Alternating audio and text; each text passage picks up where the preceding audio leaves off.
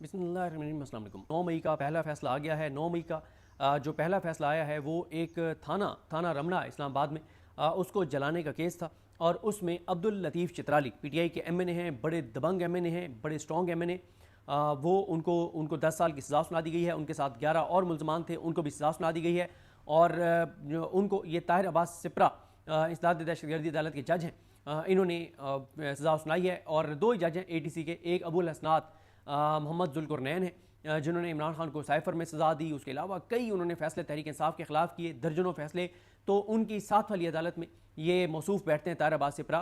ये भी एटीसी के जज हैं और ये भी एक पूरी कहानी है, तारीख है कैसे इनको यहाँ पे इनको एटीसी का जज बनाया गया, लगाया गया, बिठाया गया। और आज उन्होंने 9 मई का जो पहला फैसला इस्लामाबाद से सुनाया है उसमें उन्होंने 11 लोगों को सज़ा सुना दी है, जिनमें से अब्दुल लतीफ़ चित्राली को 10 साल जो है वो सज़ा सुनाई गई है। अब्दुल लतीफ़ चित्राली जो है ये NA1 से ये MNA है और इन्होंने 61,834 वोट लेकर ये कामयाब हुए थे। ये NA1 चित्राल अपर ये बनता है। और इन्होंने जो मौलाना फजल रहमान के उम्मीदवार को, जो मोहम्मद तलहा महमूद हैं, उनको शिकस्त दी थी। पीपल्स पार्टी के फजली रबी को शिकस्त दी थी। इफ्तिखारुद्दीन PMLN के उनको शिकस्त दी थी। तो ANP के इन्होंने उनकी खतीजा बीबी को जो है वो शिकस्त दी थी और NA1 से ये MNA बने। और इनको इसलिए इनको अब ज़ाहिर ये डीसीट हो गए हैं कन्विक्शन के बाद, और इनको इसलिए डीसीट किया गया है कि ये उन MNAs में से थे जो चाबी वाले खिलौने नहीं थे, जो किसी के इशारे पे नहीं चलते थे, जो बुज़दिल नहीं थे। लेकिन एक बात ये, बल्कि एक चीज़ पहले आपको अर्ज़ कर दूँ कि ये याहिया अफरीदी साहब के कहने पर यह सज़ा हुई है। जस्टिस याहिया खान जो है उन्होंने एक फ़ैसला दिया जिसमें जस्टिस याहिया खान ने यह कहा कि 120 दिन के अंदर अंदर फैसले सुनाए जाएं। और आपको भी पता है कि नीचे की अदालतों ने क्या फैसले सुनाने हैं। अब इन्होंने जस्टिस याहिया खान ने ये नहीं देखा, हालांकि पीटीआई कहती रही कि पहले आप ये देखें कि ये दहशतगर्दी के केसेस हैं भी या नहीं हैं। दूसरा, जो बरीयत की दरखास्तें हैं वो पेंडिंग हैं। तीसरी, एक बंदा जो वहाँ पे था ही नहीं उसको मुलविस कर दिया गया। चौथा, एक से ज़्यादा FIR हो सकती है, नहीं हो सकती। पहले इन चीज़ों को आप फैसला दें कि इन चीज़ों पे फैसले हो, उसके बाद फिर ट्रायल हो और मंतकी जहाँ पे पहुँचाया जाए। लेकिन जस्टिस याहिया खान जिनको मुस्लिम लीग नून ने तीसरे नंबर से उठा के चीफ जस्टिस पाकिस्तान बनाया, आउट ऑफ टर्न बनाया, और जब से वो चीफ जस्टिस पाकिस्तान बने हैं तो काजी फाइज ईसा और जस्टिस मुनीर का दौर भी आपको भूल गया होगा। पाकिस्तान की तारीख में अदलिया पर इस हद तक लोगों का अदम एतमाद नहीं था, अदलिया के खिलाफ इतनी नफरत और अदलिया में इंसाफ का इतना कत्लेआम पाकिस्तान की तारीख में कभी नहीं था जो इस वक्त है। अब जस्टिस याहिया खान साहब जो हैं वो हज पर तशरीफ ले गए या ले जा रहे हैं, क्योंकि आज जस्टिस मुनीर बख्तर साहब ने कायम चीफ जस्टिस पाकिस्तान का हलफ उठाया है, उनसे जस्टिस जमाल खान मुदखिल ने हलफ लिया है। तो उनको मेरे ख्याल अभी हज पे शायद रवाना नहीं हुए, क्योंकि आज होना है या कल होना है। तो उनके हज पर रवाना होने से पहले तहरीक इंसाफ के एक MNA का सियासी सर उनके सामने पेश किया गया है कि सर आप हज पे जा रहे हैं, तो ये एक MNA डिस्क्वालीफाई करके और आपके सामने हम पेश कर रहे हैं, आपको मुबारक हो सर। और आपको नून लीग और पीपल्स पार्टी ने आपको चीफ जस्टिस पाकिस्तान बनाया है, तो सर आप नून लीग या पीपल्स पार्टी उनके उम्मीदवार को जितवा दिया जाएगा, तो आप बिल्कुल सर इत्मीनान के साथ हज के ऊपर जाएं। और आपको हज के दौरान भी अच्छी खबरें इसी तरह हम देते रहेंगे। और दूसरा, आज उनको एक और अच्छी खबर भी हज पर जाने से पहले अदलिया की जानिब से दी गई है कि शाह महमूद कुरैशी साहब, मियाँ महमूद रशीद साहब और इन लोगों की ज़मानत की समातें थी, उनकी ज़मानत की समातें नहीं की गई, उनको ज़मानत नहीं दी गई और उनकी ज़मानतें जो हैं वो ईद के बाद तक मुलतवी कर दी गई हैं, क्योंकि रिकॉर्ड पेश नहीं हुआ। यहाँ पे जहाँ पे सज़ा सुनानी थी ताहिर अब्बास सिप्रा ने, वहाँ पे रिकॉर्ड भी पेश हो गया, गवाह भी पेश हो गए, सब कुछ हो गया और सज़ा भी हो गई। जहाँ पे 2 साल से ज़्यादा से उनकी ज़मानतें पेंडिंग हैं और पहले 2-3 महीने में ज़मानतों का फैसला होना चाहिए था, वहाँ पे 25 माह से ज़मानतें नहीं हुई, लेकिन वहाँ पे रिकॉर्ड पेश नहीं किया गया। तो उनको ये भी एक अच्छी खबर दी गई है कि सर आप बिल्कुल बेफिक्र होकर जाएं, इंसाफ ना सिर्फ हो रहा है आपके सुपरविजन में, आपकी सरबराही में, आपके नीचे, बल्कि इंसाफ होता हुआ नजर भी आ रहा है। साथ उनको लाहौर हाई कोर्ट ने भी अच्छी खबर दी, उन्होंने कहा कि सर क्योंकि आप हज पे जा रहे हैं तो आप बिल्कुल टेंशन फ्री होकर जाएं, तो सर आपको हम ये अच्छी खबर दे रहे हैं। शहबाज रिजवी साहब ने कहा कि याहिया साहब, मैंने इमरान खान की ज़मानत की दरखास्तें जो बड़े अरसे से पेंडिंग मैंने रखी हुई हैं, एक बार बेंच भी तोड़ दिया गया था, अब वो मैंने ईद के बाद पे ले गया हूँ सर, 16 जून पे ले गया हूँ, आप टेंशन फ्री होकर जाएं सर। कोई इमरान खान को कोई रिलीफ नहीं मिलेगा आपकी गैर मौजूदगी में, कोई इमरान खान के लिए अच्छी खबर नहीं आएगी, नून लीग के लिए और पीपल्स पार्टी के लिए कोई बुरी खबर नहीं आएगी। सर आप बिल्कुल तसल्ली से आज के लिए जाएं और आप तसल्ली रखें कि आपका जो विजन है, आपके विजन के मुताबिक अदालतें पूरी तरह से इंसाफ करेंगी और किसी पीटीआई वाले को जमानत नहीं मिलेगी, सारों को कन्विक्शन होंगी, सारों को सजाएं होंगी। नून लीग और पीपल्स पार्टी के लिए कोई बुरी खबर नहीं होगी, क्योंकि उन्होंने नून लीग और पीपल्स पार्टी ने याहिया अफरीदी साहब को चीफ जस्टिस पाकिस्तान बनाया है, तो फिर याहिया अफरीदी साहब की भी अब जिम्मेदारी है कि वो इंसाफ ना सिर्फ करें बल्कि होता हुआ नजर भी आए। तो ये आज जो है वो हुआ है। और इसी तरह से आप देखें कि ये मैं इस पे मैंने की है बात सलमान सफदर साहब की जो टीम है उनसे, जो अहमद मिसर साहब हैं उनको मैंने कहा कि इसकी ज़रा एक टाइमलाइन बना दें, क्योंकि लाहौर में हमने इसको कवर नहीं किया। एक टाइमलाइन बना दें कि कब इमरान खान का जिस्मानी रिमांड लेने के लिए कितने अरसे बाद ATC से रजू किया गया, ATC ने कब जो है वो उनका जिस्मानी रिमांड दिया, कब उनकी ज़मानत आपने अप्लाई की, वो मुस्तरद हुई, फिर कब लाहौर हाई कोर्ट में आई, कब से वो पेंडिंग थी। फिर मुझे क्योंकि ज़ाती तौर पे पता है अहमद मिसर साहब जो एसोसिएट है सलमान सफदर साहब के, और सलमान सफदर साहब ने खुद और उनकी पूरी टीम ने बड़ी एफर्ट की कि ये केस लगे। वो केस लगा, लेकिन उसके बाद फिर बेंच तोड़ दिया गया, तारिक सलीम शेख साहब को बेंच से अलग कर दिया गया।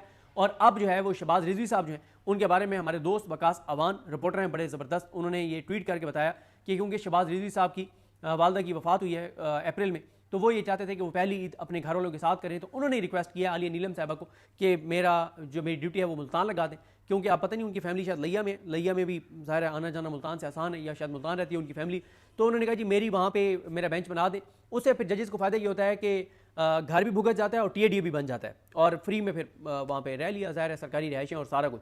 तो मैंने ये ट्वीट करके अर्ज़ किया था कि अगर शहबाज रिजवी साहब ने अपनी वालदा की वफ़ात के बाद ईद के मौके पे अपने घर में टाइम गुजारना है तो आप छुट्टी ले लें, आप जाएं, आप आराम से अपनी छुट्टी गुजारें और चीफ जस्टिस को कहें वो नया बेंच बना दें जो 2 दिन में समाप्त करके फैसला सुना दें। तो फिर आपको सरकारी TADA के लिए बेंच बनवाने की मुल्तान में क्या ज़रूरत है कि मुल्तान में बेंच बना दें ताकि सरकारी TADA भी बनता रहे, छुट्टियाँ भी ना हों, काम भी चलता रहे और घर से भी हो लें। ये बड़े एक हमारे जजेस का अफसोसनाक जो है वो एक कंडक्ट है। तो वो भी मामला उन्होंने याही अफरीदी साहब को एक अच्छी खबर सुनाई है कि हम ईद के बाद ले गए। और इसी तरह से मखसूस नशस्तों का केस 16 जून को लगाया हुआ है। और ये भी आपको बता दूं कि आईनी बेंच के 11 जजेस ने यह फैसला किया कि वो छुट्टियां नहीं करेंगे जब तक नून लीग और पीपल्स पार्टी के दरखास्तों में फैसला नहीं करते। अमीनुद्दीन खान साहब, जमाल खान मंदुखेल, मुसरत हिलाली, ये नईम अख्तर अफगान और मोहम्मद अली मज़र, शाहिद बिलाल हसन, इन सारे जजेस ने यह फैसला किया कि छुट्टियां नहीं करेंगे जब तक नून लीग और पीपल्स पार्टी के की दरखास्तों पर फैसला नहीं देते थे। और मखसूस नशस्तों का फैसला क्या आने वो आपको भी पता है, मुझे भी पता है। और दूसरी तरफ डॉक्टर यास्मीन राशिद जो ख़त पे ख़त लिख रही हैं, उस खत का जवाब देने के लिए याही अफरीदी साहब के पास टाइम नहीं है। और एक लेटेस्ट खत भी लिखा है इन्होंने, यास्मीन राशिद साहब ने, वो बहुत इंपॉर्टेंट है, वो मैं आपके सामने रखता हूँ। और एक चीज़ और आपको अर्ज़ कर दूँ, एक अपडेट इस दौरान ही आपको दे दूँ कि अभी कुछ देर पहले सेनेटर मुश्ताक साहब जो हैं उनको गिरफ्तार कर लिया गया है, क्योंकि नेतन्याहू के खिलाफ, इसराइल के खिलाफ वो मुजाहरा कर रहे थे। और आपको पता है कि इस वक्त इसराइल के खिलाफ मुजाहरा करना पाकिस्तान में उसकी शायद इजाज़त नहीं है, इसलिए पहले उनकी अहलिया को और निहत्ते लोगों को, ख़वातीन को, उनको गिरफ्तार किया गया। और आज सेनेटर मुश्ताक साहब, क्योंकि वो इसराइली बर्बरियत के खिलाफ मुजाहरा कर रहे थे और उनको इसलिए जो है वो गिरफ्तार कर लिया गया है। तो इस वक्त पाकिस्तान में आप इसराइल के खिलाफ भी एहतजाज नहीं कर सकते, आप वहाँ जो मुसलमानों का कत्लेआम हो रहा है उसके ऊपर भी आप प्रोटेस्ट नहीं कर सकते। और मैं किसी का ट्वीट देख रहा था, बड़ा अच्छा था, कि वो हाफिज़ नईम रहमान, अमीर जमात इस्लामी, जो जेल बैठे इमरान खान को कहते हैं कि इसराइल के खिलाफ बयान कब दोगे, हालांकि इमरान खान का ट्विटर भरा पड़ा है इसराइल के खिलाफ बयान से, और नेतन्याहू के खिलाफ और फ़लस्तीन के हक़ में, गज़ा के हक़ में इमरान खान के कई ट्वीट्स पड़े हुए हैं, लेकिन वो हाफिज़ नईम रहमान का अभी तक तो कोई बयान नहीं आया सेनेटर मुश्ताक साहब की अहलिया की गिरफ्तारी पर और आज सेनेटर मुश्ताक साहब की गिरफ्तारी पर। तो जमात इस्लामी भी इस वक्त आपको पता है कि जो सूरत हाल जमात इस्लामी की है वो आपको पता ही है। और मौलाना फजल रहमान साहब का भी मैंने कोई बयान नहीं देखा कि सेनेटर मुश्ताक साहब की गिरफ्तारी पे कोई मज़ामत हुई हो। बहरहाल PTI का सोशल मीडिया पूरा जो है वो तो बहरहाल बयान दे रहा है। और इसी तरह से आज वो जो मैंने अर्ज़ किया कि अब्दुल लतीफ़ चतराली को गिरफ्तार, वो सज़ा सुनाई गई और जो लोग कमर अदालत में थे उनको गिरफ्तार किया गया, उस पर हमारे दोस्त एहतशाम अली अब्बासी ने ट्वीट किया हुआ है कि कोई PTI के वकला नहीं थे। ये बड़ा शर्मनाक कंडक्ट है PTI का। मैं आपको मुसलसल अर्ज़ कर रहा हूँ, आप 4 चीज़ों पे देख लें। मखसूस नशस्तों के केस में PTI की 3 दरखास्तें मुस्तरद हुई हैं और तेज़ी से केस चला रहे हैं ये अमीनुद्दीन खान। इस पे आप PTI के MNAs, MPAs और टिकट होल्डर्स 99% का कोई वीडियो पैगाम नहीं देखेंगे। इमरान खान का केस जस्टिस सरफराज डोगर नहीं लगा रहा, अब 5 जून के लिए लगाया हुआ है, जो होना है वो आपको पता है, मुझे भी पता है। उस पर PTI के MNAs, MPAs, टिकट होल्डर्स 99% का कोई वीडियो पैगाम आप नहीं देखेंगे। हसन न्याजी के साथ जो कुछ जेल में हो रहा है, उन्होंने भूख हड़ताल कर दी है। आज गुलरेज इकबाल ने भी वीडियो पे उन्होंने तस्वीर ट्वीट की हुई है, लिखा हुआ है। इबाद फारूक ने भी वीडियो पैगाम जारी किया हुआ है। जो कुछ उनके साथ हसन न्याजी के साथ और जो कुछ हैदर मजीद के साथ, मिलिट्री कोर्ट के दीगर कैदियों के साथ जो कुछ हो रहा है जेलों में, उसके ऊपर PTI के MNAs, MPAs, टिकट होल्डर्स 99% का आप कोई वीडियो पैगाम नहीं देखेंगे। जो और अवामी इशूज़ हैं इस हुकूमत को एक्सपोज करने वाले, जो इस वक्त जो स्कैंडल्स हैं, जो इशूज़ हैं इस हुकूमत के, उसके ऊपर कोई आप उनका वीडियो पैगाम नहीं देखेंगे। तो PTI के MNAs, MPAs जो हैं वो कंप्रोमाइज 90% आप कंप्रोमाइज हैं, क्योंकि उन्हें लगता है कि हम बोलेंगे तो हम डिस्क्वालीफाई हो जाएंगे। भाई अब्दुल लतीफ़ चतराली हो गया ना डिस्क्वालीफाई, जेल जाएगा ना, 6 महीने जेल रहेगा, साल जेल रहेगा। लेकिन आप आज अब्दुल लतीफ़ चतराली की जो पॉपुलैरिटी है, आज इस फैसला आने से पहले देख लें, और इस फैसला आने के बाद लोगों की आप मोहब्बत और अकीदत देखिएगा अब्दुल लतीफ़ चित्राली से, आप देखिएगा अगले इलेक्शन में उसको डबल वोट ना पड़े तो फिर कहिएगा। अब्दुल लतीफ़ चित्राली के लोग, उसके ख़ानदान, उसकी आने वाली नस्लों को झुक के ना मिले तो कहिएगा। मसला यह है कि ये पीटीआई के एमएनए एमपीएस जो काउंसलर नहीं बन सकते थे, इमरान खान के नाम पे इनको वोट पड़ गया है, तो ये समझते हैं कि अब ये क्योंकि एमएनए एमपीए बन गए हैं तो अब इन्होंने अपनी सीटें बचानी है। भाई सीटें आपकी अगर चली भी जाएंगी लेकिन आपकी इज्जत होगी, आपका मकाम और मर्तबा होगा, आपकी अकीदत होगी, आपकी आने वाली नस्लों का भी नाम होगा। कहाँ है वो काजी फायजी साहब? वो चीफ जस्टिस पाकिस्तान था ना, वो आज भी ये निज़ाम पूरा उसके साथ है ना, तमाम इदारे आज भी काजी फायजा के साथ हैं। उसको अपनी शक्ल बदल के एक दो बार अवाम में निकलना पड़ा, शक्ल बदल के, अजीब व गरीब उसने अपनी शक्ल बना के और वो मास्क लगा के अवाम में निकलता है। वो तो जनाजों में नहीं जा सकता, वो तो किसी चौक और चौराहे पे नहीं जा सकता, वो तो पूरी दुनिया में कहीं नहीं निकल सकता। जहाँ सबसे कम तादाद में ओवरसीज पाकिस्तानी है उस मुल्क में वो नहीं निकल सकता, ये उसकी हालत है। और आप लोग काउंसलर नहीं बन सकते थे, आपको इमरान खान के नाम पे वोट पड़ा है और आप कंप्रोमाइज हैं, आप बुज़दिल हैं कि आप जो है वो कोई वीडियो पैगाम जारी नहीं कर सकते, कोई सख्त बात नहीं कर सकते। डॉक्टर यास्मीन राशिद साहबा का जो खत है उसमें वो उन्होंने लिखा तो मरीम नवाज के नाम है, वो कहती हैं कि आज हमें कोट लखपत जेल में किसी सज़ा के बगैर कैद हुए 2 साल और 18 दिन गुजर चुके हैं। हमारे सामने तमाम इंसानी हकूक मुनज़्ज़म तरीके से मिसमार किए जा चुके हैं। हमें जिंदान में रखने के लिए हमारी ज़मानतें मुस्तरद कर दी गई हैं। इसे हमारे खिलाफ सज़ा के तौर पर इस्तेमाल किया जा रहा है। हमारे ख़ानदान इंसाफ की तलाश में एक जगह से दूसरी जगह मारे मारे फिर रहे हैं। मैं ज़ाती तौर पर 3 मरतबा chief justice Pakistan justice Yahya Khan को ख़त लिख चुकी हूँ और मैं 3 बार जस्टिस याहिया खान को ख़त लिख चुकी हूँ, लेकिन बेसूद। सितम ज़रीफ़ी यह है कि एक मुल्क जो इस्लाम के नाम पर बना, उस मुल्क में इंसाफ नहीं है, वो मुल्क इंसाफ से खाली है। क्या चीफ जस्टिस पाकिस्तान बराए मेहरबानी जवाब देना पसंद करेंगे अगर वो समझते हैं कि इंसाफ में ताख़ीर इंसाफ से इनकार है? अच्छा, वैसे याहिया खान साहब, क्योंकि जस्टिस याहिया खान साहब हज पे तशरीफ़ ले जा रहे हैं और साथ जस्टिस मोइनुद्दीन खान भी हैं, इनको चाहिए कि ये वहाँ हज के मौके पे जब एहराम में लोग होते हैं, जब कोई तसव्वुर नहीं है कि कोई एहराम में झूठ बोलेगा हज के मौके पे, वहाँ ज़रा पूछ लें लोगों से, क्या आप पाकिस्तान में इंसाफ हो रहा है? क्या पाकिस्तान के अदालती निज़ाम पे आपको, ओवरसीज़ पाकिस्तानी भी आए हुए होंगे, पाकिस्तानी भी लाखों गए हुए हैं, उनसे पूछें कि आपको पाकिस्तान के अदालती निज़ाम पे आपको एतमाद है, इंसाफ हो रहा है, हो तो वह नज़र आ रहा है। ओवरसीज़ पाकिस्तानियों से पूछें, बल्कि कई मुल्कों के जो मुसलमान आए हुए हैं जो पाकिस्तान के हवाले से बड़ा इंटरेस्ट रखते हैं, उनसे पूछ लें कि मैं अपना नाम बताएं, क्योंकि वो तो इनको नहीं जानते होंगे कि ये जैसे याहिया खान है, पाकिस्तानी तो जानते होंगे। उनसे पूछ लें, कोई अरब ममालिक के हैं, कोई मतलब कतर से मुसलमान आए हुए हैं, कोई ऐसे जो पाकिस्तानी ना हो लेकिन मुसलमान हो, जो पाकिस्तान में इंटरेस्टेड हो, इंडिया के मुसलमान आए हुए होंगे, उनसे पूछ लें कि पाकिस्तान की सुप्रीम कोर्ट के बारे में आपको हाउ नो है कि पाकिस्तान में इस वक्त जो निज़ाम चल रहा है वो ठीक चल रहा है और पाकिस्तान की अदालतें इंसाफ कर रही हैं। वो भी आपको बता देंगे याहिया खान साहब और अमीनुद्दीन खान साहब के पाकिस्तान की अदालतों में कितना इंसाफ हो रहा है। उसके बाद यास्मीन राशिद साहबा लिखती हैं कि इलेक्शन ट्रिब्यूनल्स गुज़िश्ता 15 माह से हमारी दरखास्तों की समाअत में तख़ीर कर चुके हैं। इलेक्शन कमीशन को इस बारे में कोई परेशानी नहीं है। ये तमाम मज़ालिम फॉर्म 47 की हुकूमत को महफूज करने के लिए ढाए गए हैं। अपने दिलों में मुस्लिम लीग नून जानती है कि वो 8 फरवरी 2024 के इंतखाबात हार चुके हैं। इसके बावजूद वो बेशर्मी से अपनी फतह और अहलियत के शादियाने बजा रहे हैं। गुर्बत की लकीर ऊपर जा रही है। दाएँ बाएँ और मरकज़ में बुनियादी हकूक़ पामाल किए जा रहे हैं। हर तरफ पाकिस्तान में बुनियादी इंसानी हकूक़ पामाल हैं।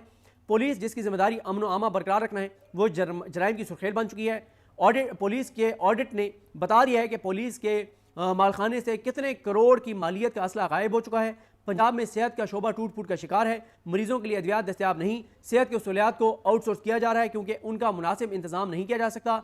अब भी सब कुछ ठीक है का नारा लगाया जा रहा है और फिर भी सब कुछ ठीक है का नारा लगाया जा रहा है। हमने जच्चा बच्चा अस्पताल तहरीक इंसाफ के दौर में शुरू किए, बनाए, ताकि ख़वातीन को बच्चों की पैदाइश के मौके पे जो है उनकी जो जानें चली जाती हैं, बात होती हैं, उससे बचाया जा सके। अब उनको जनरल हॉस्पिटल में चेंज किया जा रहा है। इस घटिया नाअहल वज़ीर आला ने अपने हुक्म से हस्पतालों और सेहत की सहूलियात के नाम तब्दील किए। जंगल का कानून नाफिज है। ये एक मुहिमा है कि जब पाकिस्तान पर इंडिया ने हमला किया तो नवाज शरीफ और उनकी बेटी ने नरेंद्र मोदी के खिलाफ एक लफ्ज़ भी अदा नहीं किया। मैं सिर्फ ये जानना चाहती हूँ कि क्या इंडिया के साथ आपके तजारती मफादात इतने अहम हैं कि आप इंडिया के हमले के खिलाफ एक बयान भी नहीं दे सकते, जिसके नतीजे में 40 पाकिस्तानी शहीद हुए, जिसमें छोटे बच्चे भी शामिल हैं। पानी की जंग शुरू हो चुकी है। इस खामोशी पर मतलब वो कहते हैं कि इन्होंने खामोशी इख्तियार की हुई है, इस पर इनको शर्म करनी चाहिए और बजाय ये खामोश रहने के चले अगर शर्मिंदगी छुपाने के लिए कोई दलील नहीं है तो खामोश ही रह जाए। ये उल्टा जो है वो ढोल बजा रहे हैं और ये पीटीआई को कह रहे हैं कि पीटीआई ने इंडिया के हमले से बड़ा जुर्म किया है।